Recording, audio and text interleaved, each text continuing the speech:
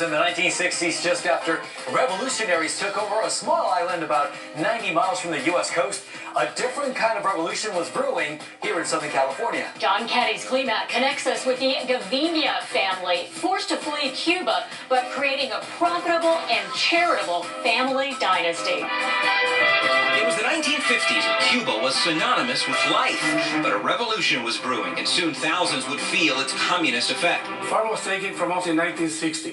Pedro Gaviña was just a teenager. But we lost it in 1960. The family's coffee farm in Cienfuegos, Cuba, like all privately owned businesses at the time, became part of Fidel Castro's government-owned property. The high peaks of the province, perfect for rich coffee flavor, the family later learned was apparently also perfect for Soviet Premier Nikita Khrushchev. Later on, that when they did the missile base in Cuba, it actually totally behind in the back area of our farm. We never dreamed that this was going to happen. Well, what was the plan? The plan was going back home as soon as we could.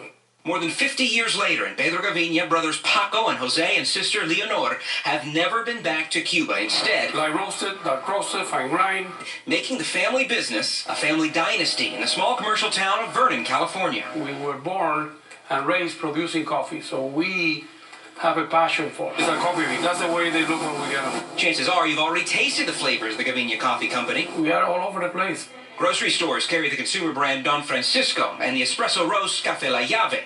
Jose's at Costco is named after Pedro's brother, and that fast food coffee you probably picked up in the drive-thru this morning, McDonald's brews Gaviña.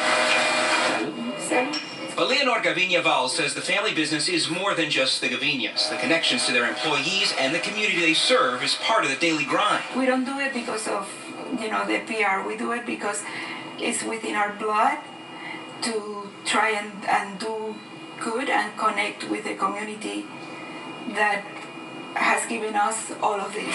Leonor Gaviña from Gaviña & Sons Coffee. This summer, the LA Dodgers honor the Gaviñas for all their charitable work.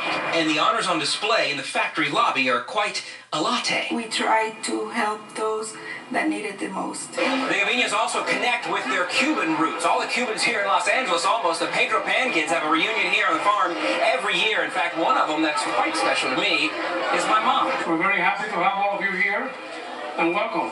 This year marked 10 years since the once orphaned Cuban kids from the 60s exodus have had a place to gather, coffee cup in hand, of course. My own mother was one of the 14,000 kids left orphaned for a time after Fidel Castro took power in Cuba. That's very important to us. Thanks to the Gaviña family, we've been able to get together here. And yet, in all these years of success, there's a family drive to press forward.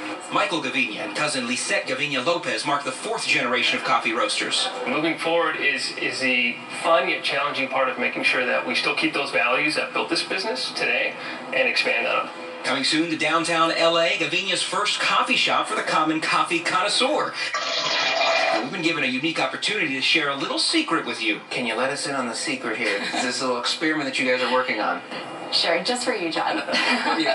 It's nitro coffee. Yes, cold brewed coffee on tap. It's a keg. Yes, it's a keg of coffee.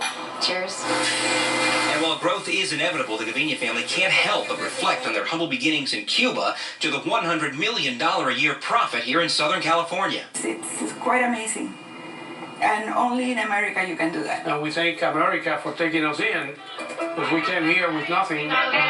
Considering where it all started, you can't help but wonder if the family will ever go back. That would be my dream, to be able to walk through the coffee fields in Cuba.